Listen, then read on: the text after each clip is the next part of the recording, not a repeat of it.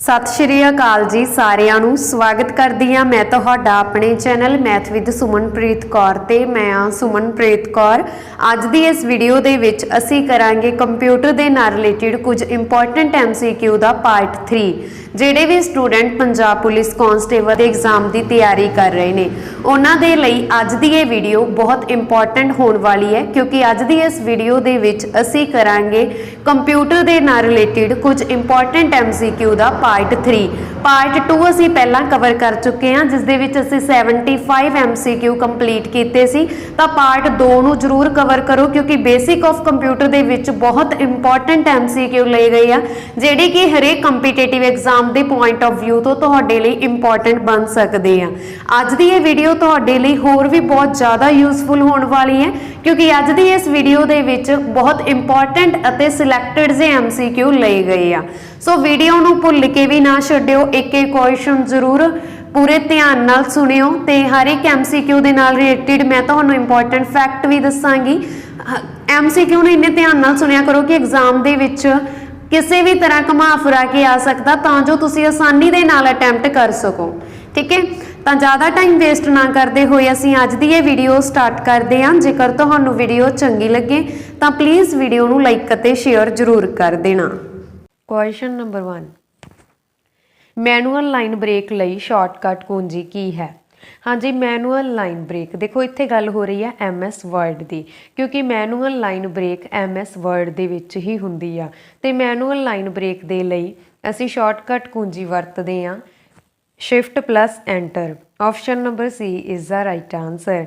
जेकर असीं गल करिए Alt प्लस एंटर की, तो ये एक्सल दे विच काम आउंदा, क्योंकि ये लाइन ब्रेक करन दे काम आउंदा। ठीक है, एक्सल दे विच वरतिया जांदा। इस तो इलावा जेकर असीं गल करिए कंट्रोल प्लस एंटर की, ये MS वर्ड दे विच ही वरतिया जांदा ते पेज ब्रेक करन दे लई वरतिया जांदा। हाँ जी, नैक्सट क्वेश्चन, डिजिटल घड़ी विच किस किस्म का कंप्यूटर पाया जांदा? हाँ जी, डिजिटल घड़ी दे विच किहड़ा किस्म का कंप्यूटर पाया जांदा वा? देखो जी डिजिटल घड़ी होंदी है, इस दे विच जिहड़ा कंप्यूटर असीं बोल सकते हैं सिस्टम आ, जिहड़ा कंप्यूटर सिस्टम वो इहदे अंदर फिट होंदा, ते जिहदे अंदर फिट होवे ना उहनूं असीं बोलदे हैं embedded computer. Option number D is the right answer. जिहड़े किसी ना किसी सिस्टम के अंदर फिट होंदे आ उहनां नूं असीं बोल दिंदे आ इंबैडेड कंप्यूटर। जिवें फॉर एग्जाम्पल हुण तुसीं देखिआ होना ओला स्कूटर आ रही आ, ठीक है, इलैक्ट्रॉनिक स्कूटर आ रही आ ओला दे, जिहड़े कि जिन्हां दे अंदर इंबैडेड कंप्यूटर पाया जांदा।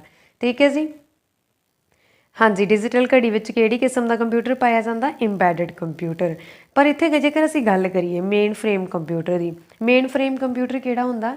जिहड़ा एक सर्वर हुंदा, जिवें असीं किसी एक कंपनी दे विच काम कर रहे हैं, ठीक है, तो कंपनी दे विच तुसीं देखिआ होना एक मेन कंप्यूटर हुंदा जिहदे विच सारे दा सारा डाटा पिया हुंदा। जिवें किसी एक कंप्यूटर दे विच ही सारा डाटा पिया हुंदा, उहनूं असीं मेन फ्रेम बोल दिंदे आ। सुपर कंप्यूटर किहड़ा हुंदा? जिहड़ा फास्ट कंप्यूटर हुंदा। नोटबुक कंप्यूटर किहड़ा हुंदा? जिहड़े कि लैपटॉप तो छोटे हुंदे आ पर टैब तो वड्डे हुंदे आ।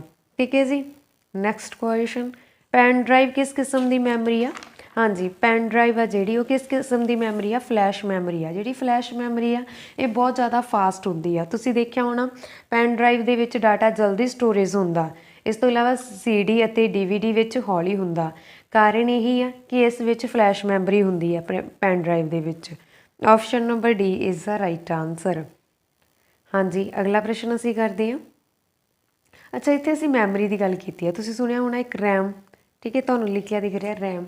रैम की हुंदी है? रैंडम एक्सैस मैमरी हुंदी है, तो ये मेन मैमरी हुंदी है। ठीक है, इनू असीं फ्लैश मैमरी नहीं बोल सकते। बहुत सारे स्टूडेंट इत्थे रैम ला के आउंदे आ इसदा आंसर, पर ये रैम नहीं बोल सकते। एक मेन मैमरी हुंदी आ ते फ्लैश मैमरी हुंदी है जिहड़ी ये बहुत फास्ट हुंदी आ। हाँ जी, अगला प्रश्न असीं करते हैं, इंटरनेट तो तुहाडे कंप्यूटर ते फाइलां ट्रांसफर करन दी प्रक्रिया नूं की कहा जांदा है? इंटरनेट तो तुहाडे कंप्यूटर दे विच जिहड़ियां फाइलां ट्रांसफर हुंदियां ने, तुहानूं पता है कि इंटरनेट तो जेकर कंप्यूटर दे विच जां मोबाइल दे विच कोई फाइल आई आ तो उहनूं असीं की करदे आ? ਉਹ ਪ੍ਰਕਿਰਿਆ ਨੂੰ ਅਸੀਂ ਕੀ ਕਰਦੇ ਹਾਂ? ਅਸੀਂ ਡਾਊਨਲੋਡ ਹੀ ਕਰਦੇ ਹਾਂ ਨਾ। ਤਾਂ ਆਪਸ਼ਨ ਨੰਬਰ C ਇਸ ਦਾ ਰਾਈਟ ਆਨਸਰ ਹੈ, ਡਾਊਨਲੋਡਿੰਗ ਕਿਹਾ ਜਾਂਦਾ ਹੈ। ਦੇਖੋ ਐਗਜ਼ਾਮੀਨੇਸ਼ਨ ਜਿਹੜਾ ਐਗਜ਼ਾਮੀਨਰ ਆ ਉਹ ਤੁਹਾਨੂੰ ਪਜ਼ਲ ਕਰਨ ਦੇ ਲਈ ਕੁਐਸਚਨ ਘੁਮਾ ਫਿਰਾ ਕੇ ਪਾ ਸਕਦਾ। ਉਹ ਇੰਟਰਨੈਟ ਦੀ ਜਗ੍ਹਾ 'ਤੇ ਸਰਵਰ ਲਿਖ ਸਕਦਾ, ਵੈਬ ਲਿਖ ਸਕਦਾ। ਠੀਕ ਹੈ, ਇਹ ਲਿਖ ਸਕਦਾ ਕਿ ਸਰਵਰ ਤੋਂ ਤੁਹਾਡੇ ਕੰਪਿਊਟਰ 'ਤੇ ਫਾਈਲਾਂ ਟਰਾਂਸਫਰ ਕਰਨ ਦੀ ਪ੍ਰਕਿਰਿਆ ਨੂੰ ਕੀ ਕਹਿੰਦੇ ਆ, ਡਾਊਨਲੋਡ ਕਹਿੰਦੇ ਆ।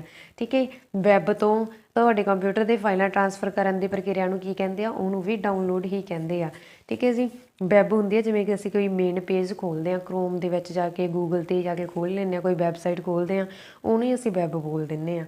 ਠੀਕ ਹੈ ਜੀ, ਇਸ ਤੋਂ ਇਲਾਵਾ ਤੁਹਾਨੂੰ ਕੁਐਸਚਨ ਇਹ ਆ ਸਕਦਾ ਵਾ ਕਿ ਇੰਟਰਨੈਟ ਉੱਤੇ ਕੰਪਿਊਟਰ ਤੋਂ ਸਰਵਰ ਵਿੱਚ ਜਾਣਕਾਰੀ ਤਬਦੀਲ ਕਰਨ ਦੀ ਪ੍ਰਕਿਰਿਆ ਨੂੰ ਕੀ ਕਹਿੰਦੇ ਆ। ਦੇਖੋ ਧਿਆਨ ਨਾਲ ਸੁਣੋ, ਮੈਂ ਕੀ ਬੋਲ ਰਹੀ ਹਾਂ, ਇਸ ਦਾ ਹੀ ਉਲਟਾ ਜਿਹੜਾ ਕਿ ਐਗਜ਼ਾਮ ਦੇ ਵਿੱਚ ਆ ਚੁੱਕਿਆ ਵਾ। ਇੰਟਰਨੈਟ ਉੱਤੇ ਕੰਪਿਊਟਰ ਤੋਂ ਸਰਵਰ ਵਿੱਚ ਜਾਣਕਾਰੀ ਤਬਦੀਲ ਕਰਨ ਦੀ ਪ੍ਰਕਿਰਿਆ ਨੂੰ ਕੀ ਕਹਿੰਦੇ ਆ, ਅਪਲੋਡਿੰਗ ਬੋਲਦੇ ਆ। ਹਾਂਜੀ, ਅਗਲਾ ਪ੍ਰਸ਼ਨ ਅਸੀਂ ਕਰਦੇ next question, father of modern computer. ਹਾਂਜੀ, ਫਾਦਰ ਆਫ ਮਾਡਰਨ ਕੰਪਿਊਟਰ ਕੀ ਹੁੰਦਾ, ਯਾਨੀ ਕਿ ਆਧੁਨਿਕ ਕੰਪਿਊਟਰ। ਆਧੁਨਿਕ ਕੰਪਿਊਟਰ ਦਾ ਪਿਤਾ ਕੌਣ ਆ? ਦੇਖੋ, ਆਧੁਨਿਕ ਕੰਪਿਊਟਰ ਦੇ ਪਿਤਾ ਨੇ Alan Turing. Option number B is the right answer. ਇਹ ਇੱਕ ਮੈਥ ਟੀਚਰ ਸੀ, ਪਰ ਇਹਨਾਂ ਨੇ ਕੰਪਿਊਟਰ ਦੇ ਉੱਤੇ ਬਹੁਤ ਵੱਡੀ ਖੋਜ ਕੀਤੀ ਆ। ਠੀਕ ਹੈ ਜੀ, ਅਤੇ ਇਹਨਾਂ ਨੂੰ ਅਸੀਂ ਕੀ ਬੋਲਦੇ ਹਾਂ, ਫਾਦਰ ਆਫ ਸਾਇੰਸ ਵੀ ਲਿਖਿਆ ਆ ਸਕਦਾ। ਇਸ ਗੱਲ ਦਾ ਧਿਆਨ ਰੱਖਣਾ, ਫਾਦਰ ਆਫ ਸਾਇੰਸ ਜਾਂ ਫਾਦਰ ਆਫ ਮਾਡਰਨ। ਠੀਕ ਹੈ, ਮਾਡਰਨ ਕੰਪਿਊਟਰ। ਅੱਗੇ ਤੁਸੀਂ ਸੋਚਦੇ ਹੋਵੋਗੇ ਕਿ ਫਾਦਰ ਆਫ ਕੰਪਿਊਟਰ ਤਾਂ ਚਾਰਲਸ ਬੈਬਜ਼ ਨੂੰ ਵੀ ਬੋਲਿਆ ਜਾਂਦਾ। ਚਾਰਲਸ ਬੈਬਜ਼ ਨੂੰ ਅਸੀਂ ਫਾਦਰ ਆਫ ਕੰਪਿਊਟਰ ਬੋਲਦੇ ਹਾਂ, ਪਰ ਫਾਦਰ ਆਫ ਮਾਡਰਨ ਕੰਪਿਊਟਰ ਅਸੀਂ ਕਿਹਨੂੰ ਬੋਲਦੇ ਹਾਂ, ਐਲਨ ਨੂੰ। ਇਸ ਗੱਲ ਦਾ ਧਿਆਨ ਰੱਖਣਾ। ਅਤੇ ਚਾਰਲਸ ਬੈਬਜ਼ ਨੇ ਕੀ ਕੀਤਾ ਸੀਗਾ, ਇਹਨਾਂ ਨੇ ਐਨਾਲੈਟੀਕਲ ਇੰਜਨ ਬਣਾਇਆ ਸੀਗਾ। ਹਾਂਜੀ, ਅੱਗੇ ਤੁਹਾਨੂੰ ਨਾਮ ਲਿਖਿਆ ਦਿਖ ਰਿਹਾ, ਟੈਡ ਹੌਫ। ਇਹਨਾਂ ਨੂੰ ਫਾਦਰ ਆਫ DVMS ਕਿਹਾ ਜਾਂਦਾ। ਠੀਕ ਹੈ, ਫਾਦਰ ਆਫ DVMS ਯਾਨੀ ਕਿ ਡਾਟਾਬੇਸ ਮੈਨੇਜਮੈਂਟ ਸਿਸਟਮ। ਅਗਲਾ ਪ੍ਰਸ਼ਨ ਅਸੀਂ ਕਰਦੇ ਹਾਂ, ਕੰਪਿਊਟਰ ਸ਼ਬਦ ਕਿਹੜੀ ਭਾਸ਼ਾ ਤੋਂ ਆਇਆ ਹੈ? ਹਾਂਜੀ, ਕੰਪਿਊਟਰ ਸ਼ਬਦ ਆ ਜਿਹੜਾ ਕਿਹੜੀ ਭਾਸ਼ਾ ਤੋਂ ਲਿਆ ਗਿਆ? ਬਹੁਤ ਸਾਰੇ ਸਟੂਡੈਂਟਸ, ਕਿਉਂਕਿ ਤੁਹਾਨੂੰ ਪਤਾ ਹੈ ਕਿ ਅਸੀਂ ਬਹੁਤ ਸਾਰੀਆਂ ਬੁੱਕਸ ਦੇ ਵਿੱਚ ਇਹ ਲਿਖਿਆ ਹੋਇਆ ਕਿ ਗ੍ਰੀਕ ਭਾਸ਼ਾ ਤੋਂ ਲਿਆ ਜਾਂਦਾ। ਬਹੁਤ ਸਾਰੀਆਂ ਬੁੱਕਸ ਇਸ ਤਰ੍ਹਾਂ ਦੀਆਂ ਵਾ ਜਿਨ੍ਹਾਂ ਦੇ ਵਿੱਚ ਗ੍ਰੀਕ ਲਿਖਿਆ ਜਾਂਦਾ, ਪਰ ਉਹ ਬਿਲਕੁਲ ਗਲਤ ਆ। ਕੰਪਿਊਟਰ ਸ਼ਬਦ ਆ ਜਿਹੜਾ ਉਹ ਲਤੀਨ ਭਾਸ਼ਾ ਦਾ ਸ਼ਬਦ ਆ। Option number A is the right answer. ਦੇਖੋ, ਕੰਪਿਊਟਰ ਦਾ ਮਤਲਬ ਕੀ ਹੁੰਦਾ? ਕੰਪਿਊਟ ਤੁਸੀਂ ਦੇਖ ਸਕਦੇ ਹੋ, ਕੰਪਿਊਟ ਦਾ ਮਤਲਬ ਹੁੰਦਾ ਗਣਨਾ ਕਰਨਾ, ਕੈਲਕੂਲੇਟ ਕਰਨਾ, ਅਤੇ ਇਸ ਤੋਂ ਹੀ ਬਣਿਆ ਵਾ ਕੰਪਿਊਟਰ। ਠੀਕ ਹੈ ਜੀ, ਨੈਕਸਟ, ਕਿਹੜੀ ਇਕਾਈ CPU ਅਤੇ ਇਨਪੁਟ ਆਊਟਪੁੱਟ ਵਿਚਕਾਰ ਸਿਗਨਲਾਂ ਦੀ ਗਤੀ ਨੂੰ ਨਿਯੰਤਰਿਤ ਕਰਦੀ ਆ?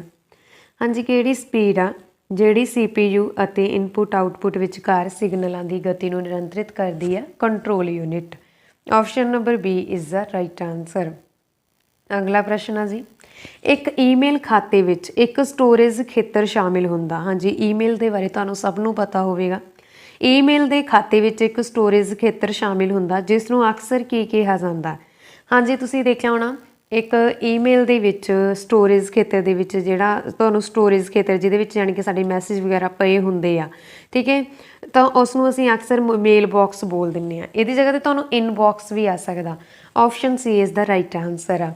ਹਾਂਜੀ, ਅਗਲਾ ਪ੍ਰਸ਼ਨ ਅਸੀਂ ਕਰਦੇ ਹਾਂ, ਕਿਹੜੀ ਕੁੰਜੀ ਕਰਸਰ ਦੇ ਸੱਜੇ ਪਾਸੇ ਵਾਲੇ ਅੱਖਰ ਨੂੰ ਮਿਟਾ ਦਿੰਦੀ ਆ? ਦੇਖੋ, ਮੈਂ ਇੱਥੇ ਤੁਹਾਡੇ ਸਾਹਮਣੇ ਕੋਈ ਵਰਡ ਲਿਖਦੀ ਹਾਂ, ਕੁਛ ਵੀ ਲਿਖ ਲੈਂਦੇ ਹਾਂ ਆਪਾਂ, ਚਲੋ ਇਨਬਾਕਸ ਹੀ ਲਿਖ ਲੈਂਦੇ ਹਾਂ ਆਪਾਂ, ਉੱਪਰ ਇਨਬਾਕਸ ਦੀ ਗੱਲ ਕੀਤੀ ਆ। ਠੀਕ ਹੈ, ਹੁਣ ਇਹ ਕਿਹੜੀ ਕੁੰਜੀ ਆ ਜਿਹੜੀ ਕਰਸਰ ਦੇ ਸੱਜੇ ਪਾਸੇ, ਸੱਜਾ ਪਾਸਾ ਕਿਹੜਾ? ਇਹ ਜਿੱਧਰ ਐਕਸ ਪਈ ਆ। ਠੀਕ ਹੈ, ਸੱਜੇ ਪਾਸੇ ਵਾਲੇ ਅੱਖਰ ਨੂੰ ਮਿਟਾ ਦਿੰਦੀ ਆ। ਦੇਖੋ, ਜੇਕਰ ਮੈਂ ਸੱਜੇ ਪਾਸੇ ਵਾਲੇ ਅੱਖਰ ਨੂੰ ਮਿਟਾ ਰਹੀ ਹਾਂ ਤਾਂ ਮੈਨੂੰ ਕੀ ਨੱਪਣਾ ਪੈਣਾ? ਡਿਲੀਟ ਨੱਪਣਾ ਪੈਣਾ ਨਾ। ਡਿਲੀਟ ਨੱਪਣ ਦੇ ਲਈ ਮੈਂ ਕੀ ਕਰੂੰਗੀ? ਸੱਜੇ ਪਾਸੇ ਵਾਲੇ ਅੱਖਰਾਂ ਨੂੰ ਮਿਟਾ ਸਕਦੀ ਹਾਂ। ਠੀਕ ਹੈ ਜੀ, ਤਾਂ ਆਪਸ਼ਨ ਨੰਬਰ ਡੀ ਇਸ ਦਾ ਰਾਈਟ ਆਨਸਰ ਹੋਊਗਾ। ਪਰ ਜੇਕਰ ਤੁਹਾਨੂੰ ਇੱਥੇ ਆ ਜਾਏ ਖੱਬੇ ਪਾਸੇ ਲਈ, ਉਹ ਕਿਹੜੀ ਕੁੰਜੀ ਆ ਜਿਹੜੀ ਕਰਸਰ ਦੇ ਖੱਬੇ ਪਾਸੇ ਵਾਲੇ ਅੱਖਰ ਨੂੰ ਮਿਟਾ ਦਿੰਦੀ ਆ? ਤਾਂ ਖੱਬੇ ਪਾਸੇ ਵਾਲੇ ਨੂੰ ਮਿਟਾਉਣ ਦੇ ਲਈ ਅਸੀਂ ਕੀ ਕਰਦੇ ਹਾਂ? Back space. ਠੀਕ ਹੈ, ਇਸ ਗੱਲ ਦਾ ਧਿਆਨ ਰੱਖਣਾ। ਹਾਂਜੀ, ਦੇਖੋ ਤੁਸੀਂ ਡਿਲੀਟ ਤੁਹਾਡੇ ਲਈ ਨਾ ਇੱਕ ਇੰਪੋਰਟੈਂਟ MCQ ਬਣ ਸਕਦਾ ਵਾ ਜਿਹੜਾ ਕਿ ਐਗਜ਼ਾਮ ਦੇ ਵਿੱਚ ਆਇਆ ਵਾ। ਡਿਲੀਟ ਕੀ ਦੀ ਵਰਤੋਂ ਕਰਸਰ ਦੇ ਡੈਸ਼ ਅੱਖਰਾਂ ਨੂੰ ਮਿਟਾਉਣ ਲਈ ਕੀਤੀ ਜਾਂਦੀ ਆ? ਹਾਂਜੀ, ਡਿਲੀਟ ਕੀ ਦੀ ਵਰਤੋਂ ਕਰਸਰ ਦੇ ਕਿਹੜੇ ਅੱਖਰਾਂ ਨੂੰ ਮਿਟਾਉਣ ਲਈ ਕੀਤੀ ਜਾਂਦੀ ਆ? ਮੈਂ ਆਲਰੇਡੀ ਤੁਹਾਨੂੰ ਇਹ 'ਚ ਦੱਸਿਆ, ਸੱਜੇ ਪਾਸੇ ਵਾਲਿਆਂ ਨੂੰ। ਠੀਕ ਹੈ ਜੀ, ਅਗਲਾ ਪ੍ਰਸ਼ਨ, ਡਿਲੀਟ ਕੀ ਦੀ ਵਰਤੋਂ ਕਰਸਰ ਦੇ ਅੱਖਰਾਂ ਨੂੰ ਮਿਟਾਉਣ ਲਈ ਹੁੰਦੀ ਹੈ? ਹਾਂਜੀ, ਕਿਹੜੀ ਡਿਲੀਟ ਕੀ ਦੀ ਹੁੰਦੀ ਆ? ਡਿਲੀਟ ਕੀ ਦੀ ਤਾਂ ਵਰਤੋਂ ਹੁੰਦੀ ਹੈ, ਪਰ ਕਿਹੜੇ ਅੱਖਰਾਂ ਨੂੰ ਮਿਟਾਉਣ ਲਈ ਹੁੰਦੀ ਹੈ? ਸੱਜਿਆਂ ਨੂੰ। Option number B is the right answer. Very important, ਇਹ ਜੇਲ੍ਹ ਵਾਰਡ ਦੇ ਐਗਜ਼ਾਮ ਦੇ ਵਿੱਚ ਆ ਚੁੱਕਿਆ ਕੁਐਸਚਨ। ਅਗਲਾ ਪ੍ਰਸ਼ਨ, ਇੱਕ ਵੈਬ ਪੇਜ ਵਿੱਚ ਇੱਕ ਸ਼ਬਦ ਜਿਸ ਤੇ ਜਦੋਂ ਕਲਿੱਕ ਕੀਤਾ ਜਾਂਦਾ ਹੈ ਇੱਕ ਹੋਰ ਦਸਤਾਵੇਜ਼ ਖੁੱਲ੍ਹਦਾ ਵਾ। ਹਾਂਜੀ, ਇਹਨਾਂ ਦੇ ਵਿੱਚੋਂ ਵੈਬ ਪੇਜ ਤੇ ਕਿਹੜਾ ਸ਼ਬਦ ਆ ਜਿਹਨੂੰ ਅਸੀਂ ਜਦੋਂ ਕਲਿੱਕ ਕਰਾਂਗੇ ਤਾਂ ਇੱਕ ਹੋਰ ਦਸਤਾਵੇਜ਼ ਖੁੱਲ੍ਹੇਗਾ? ਤਾਂ ਇਹ ਸ਼ਬਦ ਆ ਜੀ ਹਾਈਪਰਲਿੰਕ ਦਾ। Option number C is the right answer. Web ਦੀ ਜਗ੍ਹਾ ਤੇ ਇੰਟਰਨੈਟ ਵੀ ਲਿਖਿਆ ਆ ਸਕਦਾ, ਧਿਆਨ ਰੱਖਣਾ। ਅਗਲਾ ਪ੍ਰਸ਼ਨ ਆ ਜੀ MS ਵਰਡ। ਹਾਂਜੀ, MS ਵਰਡ ਇਸ ਦੇ ਵਿੱਚ ਸੁਪਰ ਸਕ੍ਰਿਪਟ ਇਹ ਕਿਸ ਨਾਮ ਵਜੋਂ ਜਾਣੇ ਜਾਂਦੇ ਆ? ਸਟ੍ਰਾਈਕ ਥਰੂ ਇਹ ਕਿਹੜੇ ਨਾਮ ਵਜੋਂ ਜਾਣੇ ਜਾਂਦੇ ਆ ਜਿਹੜੇ ਵੀ ਤੁਹਾਨੂੰ ਲਿਖੇ ਦਿਖ ਰਹੇ ਆ? ਫੌਂਟ ਇਫੈਕਟ ਦੇ ਨਾਮ ਵਜੋਂ ਜਾਣੇ ਜਾਂਦੇ ਆ। Option number A is the right answer. ਇਹਦਾ ਦੇਖੋ ਸੁਪਰ ਸਕ੍ਰਿਪਟ ਦਾ ਕੀ ਮਤਲਬ ਆ? ਸੁਪਰ ਸਕ੍ਰਿਪਟ ਦਾ ਕੀ ਮਤਲਬ ਆ? ਦੇਖੋ ਮੈਂ ਲਿਖਿਆ ਵਾ x ਦੀ ਪਾਵਰ 2, ਠੀਕ ਹੈ। ਇਹਦੇ ਵਿੱਚ ਕੀ ਆ, ਜਿੱਥੇ ਤਾਂ ਮੈਂ x ਲਿਖਿਆ ਵਾ ਇਹ ਕੀ ਇੱਕ ਬੇਸ ਲਾਈਨ ਆ। ਮੰਨ ਲਓ ਮੈਂ ਇੱਥੇ x ਲਿਖਿਆ ਵਾ, ਇਹ ਕੀ ਇੱਕ ਬੇਸ ਲਾਈਨ ਆ, ਪਰ ਮੈਂ ਉੱਪਰ ਪਾਵਰ 2 ਲਿਖਿਆ ਵਾ।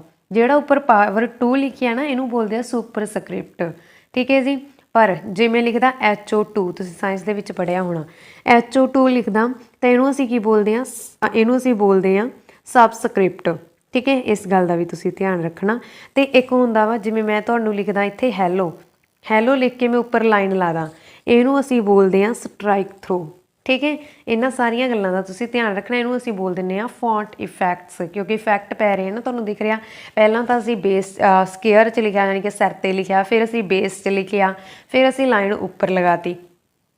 ਸਾਰਿਆਂ ਦਾ ਅਲੱਗ-ਅਲੱਗ ਮੀਨਿੰਗ ਆ। ਅਗਲਾ ਪ੍ਰਸ਼ਨ ਆ ਜੀ ਕਿਹੜਾ ਇੱਕ ਇਨਪੁਟ ਡਿਵਾਈਸ ਨਹੀਂ ਹੈ?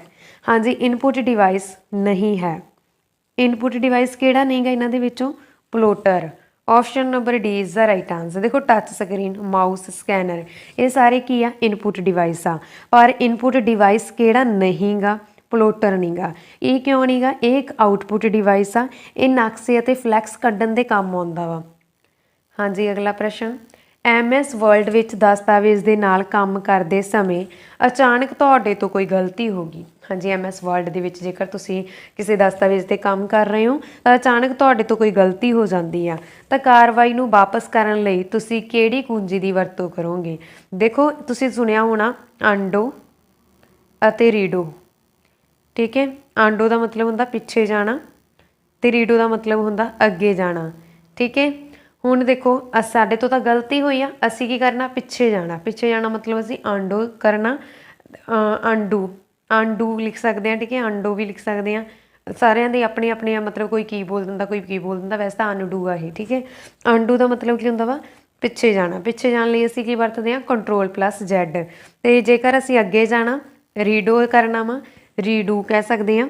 ਤਾਂ ਇਹਦੇ ਲਈ ਅਸੀਂ Ctrl+Y ਵੀ ਵਰਤ ਸਕਦੇ ਹਾਂ, ਠੀਕ ਹੈ ਜੀ, Ctrl+Y। ਅਗਲਾ ਪ੍ਰਸ਼ਨ ਆ memory, TV, KB, GB, MB ਦੀਆਂ ਇਕਾਈਆਂ ਨੂੰ ਘਟਦੇ ਕ੍ਰਮ ਵਿੱਚ ਲਿਖੋ। ਦੇਖੋ ਘਟਦੇ ਕ੍ਰਮ ਦੇ ਵਿੱਚ ਲਿਖਣਾ ਸੀ, ਘਟਦਾ ਵੀ ਆ ਸਕਦਾ, ਵੱਧਦਾ ਵੀ ਆ ਸਕਦਾ, ਪਰ ਤੁਹਾਨੂੰ ਇਹ ਪਤਾ ਹੋਣਾ ਚਾਹੀਦਾ ਕਿ ਸਭ ਤੋਂ ਸਮੋਲੈਸਟ ਯੂਨਿਟ ਕਿਹੜੀ ਆ। ਸਭ ਤੋਂ ਸਮੋਲੈਸਟ ਯੂਨਿਟ ਆ ਜਿਹੜੀ ਕੰਪਿਊਟਰ ਦੇ ਵਿੱਚ ਜਾਂ ਕੰਪਿਊਟਰ ਮੈਮਰੀ ਦੇ ਵਿੱਚ ਹੁੰਦੀ ਆ ਵਿਟ ਦੀ, ਠੀਕ ਹੈ। 1 ਵਿਟ ਦੀ ਹੁੰਦੀ ਆ। ਪਰ ਤੁਹਾਨੂੰ ਬਹੁਤ ਇੰਪੋਰਟੈਂਟ ਆ ਇਹ ਪਤਾ ਹੋਣਾ ਚਾਹੀਦਾ ਕਿ ਕੰਪਿਊਟਰ ਬਾਈਨਰੀ ਭਾਸ਼ਾ 'ਤੇ ਕੰਮ ਕਰਦਾ ਵਾ। ਕਿਹੜੀ ਭਾਸ਼ਾ 'ਤੇ ਕੰਮ ਕਰਦਾ? ਬਾਈਨਰੀ 'ਤੇ, ਜਿਹੜੀ ਕਿ 0 1 ਦੀ ਫੋਰਮ 'ਚ ਹੁੰਦੀ ਆ, ਜਾਣੀ ਕਿ ਔਨ ਔਫ। ਇਹਦਾ ਮਤਲਬ ਹੁੰਦਾ ਔਨ ਔਫ, ਔਨ ਔਫ, ਠੀਕ ਹੈ। ਅਤੇ 0 ਨੂੰ ਅਸੀਂ ਕੀ ਬੋਲ ਦਿੰਦੇ ਹਾਂ? ਬਿੱਟ ਬੋਲਦੇ ਹਾਂ, ਠੀਕ ਹੈ। 0 ਨੂੰ ਕੀ ਬੋਲਦੇ ਹਾਂ? 0 ਨੂੰ ਵੀ ਅਸੀਂ ਬਿੱਟ ਬੋਲਦੇ ਹਾਂ ਅਤੇ 1 ਨੂੰ ਵੀ ਅਸੀਂ ਬਿੱਟ ਬੋਲਦੇ ਹਾਂ। ਕੀ ਬੋਲਦੇ ਹਾਂ? 0 ਨੂੰ ਵੀ ਬਿੱਟ ਬੋਲਦੇ ਹਾਂ ਅਤੇ 1 ਨੂੰ ਵੀ ਬਿੱਟ ਬੋਲਦੇ ਹਾਂ। ਇਸ ਗੱਲ ਦਾ ਤੁਸੀਂ ਧਿਆਨ ਰੱਖਣਾ। ਅਤੇ ਕੰਪਿਊਟਰ ਬਿੱਟ ਨੂੰ ਜੋੜ ਕੇ ਵੀ ਅਸੀਂ ਕੰਮ ਕਰ ਸਕਦੇ ਹਾਂ।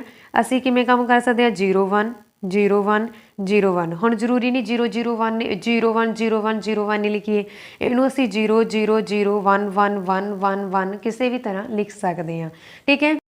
ਹੁਣ ਆ ਜਾਂਦਾ ਇੱਥੇ ਸਾਡਾ ਮੇਨ ਪੁਆਇੰਟ। ਦੇਖੋ ਅਸੀਂ ਗੱਲ ਕੀਤੀ ਸੀ 0 1 ਦੀ, ਠੀਕ ਹੈ। 0 1 ਦੇ ਵਿੱਚ ਹੁਣ ਮੈਂ ਜੇ ਇੱਕ ਹੋਰ ਇਹਦੇ ਨਾਲ ਲਗਾ ਦਾਂ 0 1, ਠੀਕ ਹੈ। ਮਤਲਬ ਇਹ ਕੀ ਬਣ ਗਿਆ? 4 ਬਿੱਟ ਬਣ ਗਈਆਂ। 4 ਬਿੱਟ ਕਿਹਦੇ ਬਰਾਬਰ ਹੁੰਦੀ ਆ? 1 ਨਿਬਲ ਦੇ ਬਰਾਬਰ ਹੁੰਦੀ ਆ, ਠੀਕ ਹੈ। ਜਾਂ 1 ਨਿਬਲ ਕਿਹਦੇ ਬਰਾਬਰ ਹੁੰਦੀ ਆ? 4 ਬਿੱਟ ਦੇ ਬਰਾਬਰ।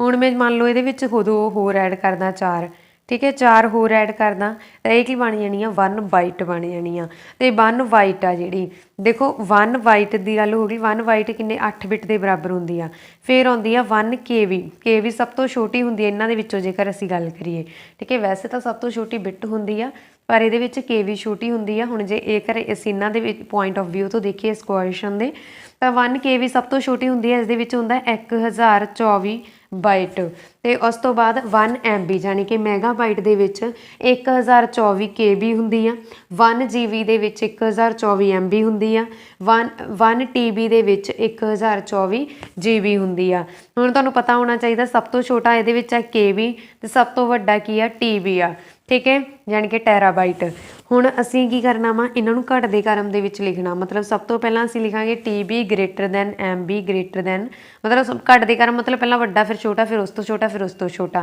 ठीक है इस तरह लिखना तो ऑप्शन नंबर ए इसका राइट आंसर आ अगला प्रश्न असीं करदे हां जी वपारक विश्लेषण लई हेठ दित्ते सॉफ्टवेयरां विच्चों किहड़ा सॉफ्टवेयर वरतिया जांदा है ਵਪਾਰਕ ਵਿਸ਼ਲੇਸ਼ਣ ਦੇ ਲਈ ਇਹਨਾਂ ਸੌਫਟਵੇਅਰ ਦੇ ਵਿੱਚੋਂ MS ਐਕਸਲ ਸੌਫਟਵੇਅਰ ਵਰਤਿਆ ਜਾਂਦਾ ਹੈ option number C is the right answer देखो MS ਦਾ ਮਤਲਬ ਕੀ ਹੁੰਦਾ ਮਾਈਕਰੋਸੌਫਟ ਠੀਕ ਹੈ ਤੇ ਕੰਪਿਊਟਰ ਦੇ ਵਿੱਚ ਇੱਕ ਤੁਸੀਂ ਦੇਖਿਆ ਹੋਣਾ ਪੈਕੇਜ ਮਿਲਦਾ ਵਾ MS ਆਫਿਸ ਦਾ ਇਸ ਵਿੱਚ MS word MS PowerPoint MS Excel ਹੁੰਦਾ ਤੇ MS ਐਕਸਲ ਮਤਲਬ ਕੀ ਆ ਇੱਥੇ MS ਦਾ ਮਤਲਬ ਕੀ ਆ ਮਾਈਕਰੋਸੌਫਟ ਠੀਕ ਹੈ ਤੇ ਵਪਾਰਕ ਵਿਸ਼ਲੇਸ਼ਣ ਲਈ MS ਐਕਸਲ ਦੀ ਵਰਤੋਂ ਕੀਤੀ ਜਾਂਦੀ ਆ ਅਗਲਾ ਪ੍ਰਸ਼ਨ ਕਰਦੇ ਹਾਂ ਹੇਠਾਂ ਦਿੱਤੇ ਵਿੱਚੋਂ ਕਿਹੜਾ ਡਾਟਾਬੇਸ ਪ੍ਰਬੰਧਨ ਸੌਫਟਵੇਅਰ ਦੀ ਇੱਕ ਉਦਾਹਰਣ ਹੈ ਹਾਂਜੀ ਇਹਨਾਂ ਦੇ ਵਿੱਚੋਂ ਡਾਟਾਬੇਸ ਪ੍ਰਬੰਧਨ ਸੌਫਟਵੇਅਰ ਦੀ ਇੱਕ ਉਦਾਹਰਣ ਕਿਹੜੀ ਆ ਤਾਂ ਇਹ ਉਦਾਹਰਣ ਹੈਗੀ ਆ ਜੀ MS Excel the access the option number C is the right answer ਹਾਂਜੀ ਅਗਲਾ ਪ੍ਰਸ਼ਨ ਅਸੀਂ ਕਰਦੇ ਹਾਂ ਜੇਕਰ ਕਿਸੇ ਨੇ ਤੁਹਾਨੂੰ ਸਪੈਮ ਤੁਸੀਂ ਦੇਖਿਆ ਹੋਣਾ ਸਪੈਮ ਕਾਲ ਆਉਂਦੀ ਆ ਜੇਕਰ ਤੁਹਾਨੂੰ ਕਿਸੇ ਨੇ ਸਪੈਮ ਮੈਸੇਜ ਭੇਜਿਆ ਵਾ ਤਾਂ ਇਸ ਦਾ ਕੀ ਮਤਲਬ ਹੁੰਦਾ ਹਾਂਜੀ ਜੇਕਰ ਤੁਹਾਨੂੰ ਕਿਸੇ ਨੇ ਸਪੈਮ ਮੈਸੇਜ ਭੇਜ ਦਿੱਤਾ ਤਾਂ ਇਸ ਦਾ ਮਤਲਬ ਕੀ ਹੁੰਦਾ ਸੈਂਡ ਯੂ ਅਨਸੋਲੀਕੇਟਡ ਈਮੇਲ ਅਨਸੋਲੀਕੇਟਡ ਵੀ ਆ ਸਕਦਾ ਅਨਵਾਂਟਡ ਵੀ ਆ ਸਕਦਾ ਸਪੈਮ ਵੀ ਆ ਸਕਦਾ ਇੱਥੇ ਲਿਖਿਆ ਆਪਸ਼ਨ ਨੰਬਰ D ਇਸ ਦਾ ਰਾਈਟ ਆਨਸਰ ਹੋਵੇਗਾ ਠੀਕ ਹੈ ਜੀ ਅਗਲਾ ਕੁਐਸਚਨ ਆ ਜੇਲ੍ਹ ਸੁਪਰਡੈਂਟ ਦੇ ਐਗਜ਼ਾਮ ਦੇ ਵਿੱਚ ਆ ਚੁੱਕਿਆ ਈਮੇਲ ਭੇਜਣ ਵੇਲੇ CC ਅਤੇ BCC ਵਿੱਚ ਕੀ ਅੰਤਰ ਹੈ ਦੇਖੋ CC ਇਹਦਾ ਮਤਲਬ ਹੁੰਦਾ ਕਾਰਬਨ ਕਾਪੀ BCC ਇਹਦਾ ਮਤਲਬ ਹੁੰਦਾ ਬਲਾਈਂਡ ਕਾਰਬਨ ਕਾਪੀ ਦੇਖੋ ਪਹਿਲਾਂ ਕੀ ਹੁੰਦਾ ਸੀਗਾ ਪੁਰਾਣੇ ਸਮਿਆਂ ਦੇ ਵਿੱਚ ਕਿ ਉਸ ਟਾਈਮ ਜਿਹੜੀ ਕਾਪੀ ਵਾਲੀ ਮਸ਼ੀਨ ਨਹੀਂ ਆਈ ਸੀ ਜਾਂ ਆਪਾਂ ਕਹਿ ਸਕਦੇ ਪ੍ਰਿੰਟਰ ਵਗੈਰਾ ਹੁੰਦੇ ਨਹੀਂ ਸੀਗੇ ਠੀਕ ਹੈ ਤਾਂ ਕਾਪੀ ਕਰਨ ਲਈ ਉਦੋਂ ਕਾਰਬਨ ਕਾਪੀ ਦਾ ਮਤਲਬ ਕੀ ਆ ਤੁਸੀਂ ਦੇਖਿਆ ਹੋਣਾ ਇੱਕ ਬਲੂ ਡਾਇਰੀ ਹੁੰਦੀ ਆ ਬਲੂ ਪੇਜ ਹੁੰਦਾ ਵਾ ਜਿਹੜਾ ਕਿ ਇੱਕ ਪੇਜ ਦੇ ਹੇਠਾਂ ਰੱਖ ਦਿੱਤਾ ਜਾਂਦਾ ਤਾਂ ਉਹਦੇ ਉੱਤੇ ਅਸੀਂ ਲਿਖਦੇ ਹਾਂ ਦੂਜੇ ਪੇਜ 'ਤੇ ਆਟੋਮੈਟਿਕ ਲਿਖਿਆ ਜਾਂਦਾ ਠੀਕ ਹੈ ਉਹਨੂੰ ਅਸੀਂ ਬੋਲ ਦਿੰਦੇ ਹਾਂ ਕਾਰਬਨ ਕਾਪੀ BCC ਹੁੰਦੀ ਆ ਬਲਾਈਂਡ ਕਾਪੀ ਅਤੇ BCC ਦੇ ਵਿੱਚ ਕੀ ਆ ਅਸੀਂ ਈਮੇਲ ਐਡਰੈਸ ਨੂੰ BCC ਦੇ ਵਿੱਚ ਕੀ ਅਸੀਂ ਈਮੇਲ ਐਡਰੈਸ ਨੂੰ ਹਾਈਡ ਕਰ ਸਕਦੇ ਹਾਂ ਠੀਕ ਹੈ ਅਤੇ CC ਦੇ ਵਿੱਚ ਕੀ ਆ ਅਸੀਂ ਦੇਖੋ ਮੰਨ ਕੇ ਚਲੋ ਤੁਸੀਂ ਮੇਰੇ ਕੋਲ ਕੋਈ 3 ਬੰਦੇ ਆ ਜਿਹੜੇ ਕੰਮ ਕਰ ਰਹੇ ਆ ਠੀਕ ਹੈ ਮੇਨ ਸਭ ਤੋਂ ਮਤਲਬ ਉੱਪਰ ਬੌਸ ਬੈਠਾ ਉਸ ਤੋਂ ਬਾਅਦ ਇੱਕ ਜਾਂ ਫਿਰ ਕਹਿ ਦੋ ਪਹਿਲਾਂ ਪ੍ਰਿੰਸੀਪਲ ਆ ਫਿਰ ਵਾਈਸ ਪ੍ਰਿੰਸੀਪਲ ਆ ਉਸ ਤੋਂ ਬਾਅਦ ਇੱਕ ਮੇਨ ਟੀਚਰ ਆ ਗਿਆ ਠੀਕ ਹੈ ਇੱਕ ਟੀਚਰ ਦੀ ਗੱਲ ਹੋ ਗਈ ਸਬਜੈਕਟ ਟੀਚਰ ਦੀ ਗੱਲ ਹੋ ਗਈ ਹੁਣ ਤੁਸੀਂ ਦੇਖੋ ਪ੍ਰਿੰਸੀਪਲ ਸਰ ਕੋਲ ਇੱਕ ਮੇਲ ਆਈ ਆ ਠੀਕ ਹੈ ਇੱਕ ਮੇਲ ਆਈ ਆ ਕੋਈ ਬੰਦਾ ਜਿਹੜਾ ਮੇਲ ਭੇਜ ਰਿਹਾ ਵਾ ਉਹਨੇ ਜਾਂ ਤਾਂ ਕੀ ਹੋਵੇਗਾ ਕਿ ਉਹ ਸਾਡੇ ਤਿੰਨਾਂ ਲਈ ਹੀ ਇੰਪੋਰਟੈਂਟ ਆ ਤਿੰਨਾਂ ਨੂੰ ਹੀ ਭੇਜ ਰਿਹਾ ਵਾ ਜੇਕਰ ਉਹ ਤਿੰਨਾਂ ਨੂੰ ਭੇਜ ਰਿਹਾ ਵਾ ਤਾਂ ਹੋ ਸਕਦਾ ਕਿ ਉਹ ਮੇਲ ਦੇ ਬਾਰੇ ਮਤਲਬ ਆਪਸ਼ਨ ਹੁੰਦੀ ਆ ਵਿੱਚ ਕਿ ਜੇਕਰ ਉਹ ਮੇਲ ਪ੍ਰਿੰਸੀਪਲ ਸਰ ਨੂੰ ਆਈ ਆ ਤਾਂ ਪ੍ਰਿੰਸੀਪਲ ਸਰ ਨੂੰ ਸ਼ੋਅ ਹੋ ਜਾਊਗਾ ਕਿ ਉਹ ਮੇਲ ਸਾਡੇ ਸਬਜੈਕਟ ਟੀਚਰ ਨੂੰ ਵੀ ਆ ਚੁੱਕੀ ਆ ਅਤੇ ਵਾਈਸ ਪ੍ਰਿੰਸੀਪਲ ਨੂੰ ਵੀ ਆ ਚੁੱਕੀ ਆ ਪਰ ਸਬਜੈਕਟ ਟੀਚਰ ਨੂੰ ਇਹ ਨਹੀਂ ਸ਼ੋਅ ਹੋਵੇਗਾ ਕਿ ਉਹ ਮੇਲ ਕਿਸ ਕੋਲ ਗਈ ਆ ਠੀਕ ਹੈ ਤਾਂ ਇਹ ਆਪਸ਼ਨ ਨੂੰ ਅਸੀਂ ਬੋਲ ਦਿੰਦੇ ਹਾਂ ਬਲਾਈਂਡ ਕਾਰਬਨ ਕਾਪੀ ਠੀਕ ਹੈ ਇਸ ਤਰ੍ਹਾਂ ਤੁਸੀਂ ਦੇਖ ਸਕਦੇ ਹੋ ਹੁਣ ਈਮੇਲ ਭੇਜਣ ਵੇਲੇ CC ਅਤੇ BCC ਦੇ ਵਿੱਚ ਕੀ ਅੰਤਰ ਆ ਇੱਥੇ ਲਿਖਿਆ ਹੋਣਾ BCC ਹਾਈਡ ਦਾ ਸੈਂਡਰਸ ਈਮੇਲ ਐਡਰੈਸ BCC ਦੇ ਵਿੱਚ ਅਸੀਂ ਕੀ ਕਰਦੇ ਹਾਂ ਵੀ ਇਸ ਈਮੇਲ ਐਡਰੈਸ ਨੂੰ ਅਸੀਂ ਹਾਈਡ ਕਰ ਸਕਦੇ ਹਾਂ ਵਾਈਲ CC ਡਜ਼ ਨਾਟ ਪਰ CC ਦੇ ਵਿੱਚ ਨਹੀਂ ਕਰ ਸਕਦੇ ਹਾਂਜੀ ਅਗਲਾ ਪ੍ਰਸ਼ਨ ਆ ਬਲੂਟੂਥ ਲਈ IEEE ਹਾਂਜੀ ਤੁਸੀਂ ਕਹਿ ਸਕਦੇ ਹੋ ਬਲੂਟੂਥ ਦੇ ਲਈ IEEE ਸਟੈਂਡਰਡ ਕੀ ਹੈ देखो IEEE ਦੀ ਫੁੱਲ ਫਾਰਮ ਤੁਹਾਨੂੰ ਪਤਾ ਹੋਣੀ ਚਾਹੀਦੀ ਹੈ, institute of electrical and electronics engineerings. ਠੀਕ ਹੈ, ਮੈਂ ਰਿਪੀਟ ਕਰ ਦਿੰਦੀ ਹਾਂ ਕਿਉਂਕਿ ਕਾਫੀ ਇੰਪੋਰਟੈਂਟ ਹੈ। IEEE ਦੀ ਫੁੱਲ ਫਾਰਮ ਆ institute of electrical and electronics engineering. ਅਤੇ ਇਸ ਦੇ ਲਈ ਬਲੂਟੁੱਥ ਦੇ ਲਈ ਜਿਹੜਾ ਸਟੈਂਡਰਡ ਹੈ ਇਹਦਾ ਉਹ ਹੈਗਾ 802.15.1। Option number C is the right answer. ਹਾਂਜੀ, ਅਗਲਾ ਪ੍ਰਸ਼ਨ ਅਸੀਂ ਕਰਦੇ ਹਾਂ, ਪਹਿਲੇ ਪੀੜ੍ਹੀ ਦੇ ਕੰਪਿਊਟਰ ਸਰਕਟ ਲਈ ਅਤੇ ਮੈਮਰੀ ਲਈ ਡੈਸ਼ ਦੀ ਵਰਤੋਂ ਕਰਦੇ ਸਨ। ਹਾਂਜੀ ਦੇਖੋ, ਪਹਿਲਾ ਕੰਪਿਊਟਰ ਹੈ ਜਿਹੜਾ ਫਸਟ ਜਨਰੇਸ਼ਨ ਦਾ ਕੰਪਿਊਟਰ ਆਇਆ ਸੀ ਨਾ, ਉਸ ਦੇ ਵਿੱਚ ਵੈਕਮ ਟਿਊਬ ਦੀ ਗੱਲ ਹੁੰਦੀ ਸੀ। ਠੀਕ ਹੈ, ਇਹ ਵੈਕਿਊਮ ਟਿਊਬ ਦੀ ਗੱਲ ਹੁੰਦੀ ਸੀ, ਵੈਕਿਊਮ ਟਿਊਬ ਵਰਤੀ ਜਾਂਦੀ ਸੀ ਅਤੇ ਮੈਗਨੈਟਿਕ ਡਰਮ ਵਰਤਿਆ ਜਾਂਦਾ ਸੀ ਮੈਮਰੀ ਦੇ ਲਈ। ਤੁਸੀਂ ਬੈਂਕ ਦੇ ਵਿੱਚ ਦੇਖਿਆ ਹੋਣਾ AC ਲੱਗੇ ਹੁੰਦੇ ਆ, ਕੀ ਉਹ AC ਬੰਦਿਆਂ ਦੇ ਲਈ ਲੱਗੇ ਹੁੰਦੇ ਆ? ਨਹੀਂ, ਬਲਕਿ ਉਹ ਕੰਪਿਊਟਰ ਦੇ ਲਈ ਲਾਏ ਜਾਂਦੇ ਆ, ਕਿਉਂਕਿ ਕੰਪਿਊਟਰ ਹੀਟ ਬਹੁਤ ਜ਼ਿਆਦਾ ਛੱਡਦੇ ਆ।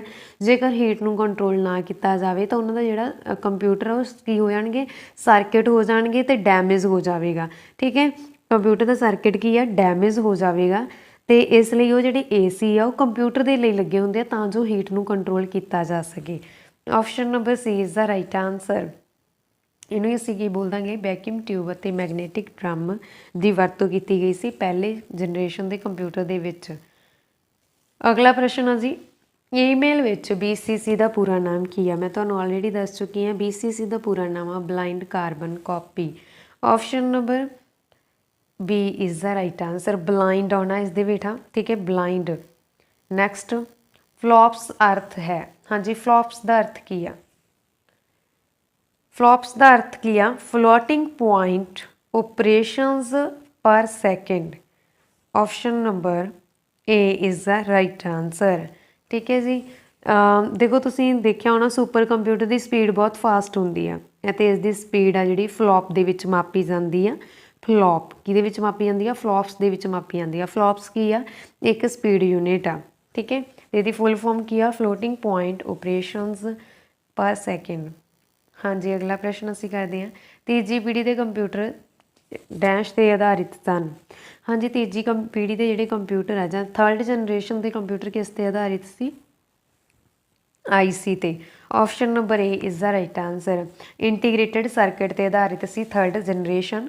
ਫਸਟ ਜਨਰੇਸ਼ਨ ਦੇ ਵਿੱਚ ਵੈਕਿਊਮ ਟਿਊਬ ਸੀ। ਸੈਕਿੰਡ ਜਨਰੇਸ਼ਨ ਦੀ ਗੱਲ ਕਰੀਏ ਤਾਂ ਇਸ ਦੇ ਵਿੱਚ ਕੀ ਸੀ? ਟਰਾਂਜਿਸਟਰ ਸੀ। ਅਤੇ ਥਰਡ ਦੇ ਵਿੱਚ IC ਯਾਨੀ ਕਿ ਇੰਟੀਗ੍ਰੇਟਡ ਸਰਕਿਟ ਆ ਗਿਆ ਸੀ। ਅਗਲਾ, ਵਾਈਫਾਈ ਟੈਕਨੋਲੋਜੀਸ ਵਿੱਚ ਸੁਰੱਖਿਆ ਪ੍ਰੋਟੋਕੋਲ WEP ਦਾ ਪੂਰਾ ਨਾਮ ਕੀ ਆ? WEP ਦਾ ਪੂਰਾ ਨਾਮ ਕੀ ਆ? Wired equivalent. ਠੀਕ ਹੈ, wired equivalent privacy. Option number C is the right answer.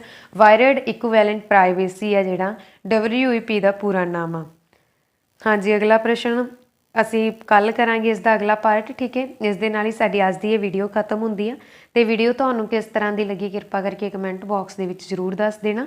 ਜੇਕਰ ਵੀਡੀਓ ਚੰਗੀ ਲੱਗੀ ਹੋਵੇ ਤਾਂ ਪਲੀਜ਼ ਵੀਡੀਓ ਨੂੰ ਵੱਧ ਤੋਂ ਵੱਧ ਲਾਈਕ ਅਤੇ ਸ਼ੇਅਰ ਜ਼ਰੂਰ ਕਰ ਦੇਣਾ। ਧੰਨਵਾਦ ਜੀ, ਥੈਂਕਸ ਫੋਰ ਵਾਚਿੰਗ।